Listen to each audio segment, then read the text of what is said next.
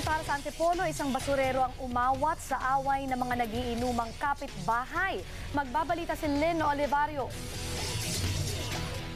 Sa sidecar na ito, binawian ng buhay ang basurerong si Potenciano Delicario matapos barilin ng sumpak ng kapwa basurero sa sitio Tanzawan, Barangay San Jose, Antipolo, pasado alas 7 kagabi.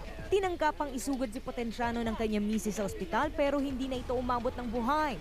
Ayon naman sa salaysay ng tanod na si Romy Sinanggote sa chairman ng barangay, nagiinuman daw sila sa kanilang lugar ng kanyang mga kapitbahay kabilang ang sospek na si Rolly Daclan.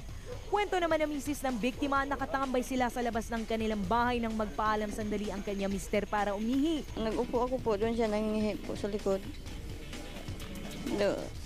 Lumapit si Rolly po, nagdala ng baril po. Maya-maya, pumutok ang baril po. Nagkaroon lang ng sagutan yung Romy at saka yung Rolly. Yung imbiso daw na siyang babarilin yung tanod ko,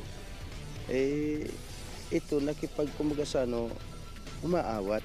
Pinaputokan daw ni Daclan ng sumpak sa dibdib ang biktima at saka mabilis na tumakas. Sa aming panayam kay Romy, itinanggi ng tanod na kasama siya sa grupo na nagiinuman at hindi rin daw siya ang punteriya ng sospek.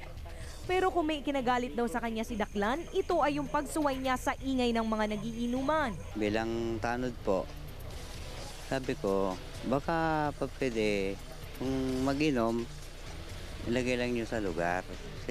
Hindi naman malaman ng naulilang misis ng biktima kung papaanong bubuhayin ang 8 anak nito, gayong pamamasura rin ang alam niyang kabuhayan para sa mga bata. Sana magpakita na siya po. Managutan yung asawa ko po. Isang manhunt operation ang ikinasa ng mga otoridad para maaresto ang sospek. Lynn Olivario, News 5.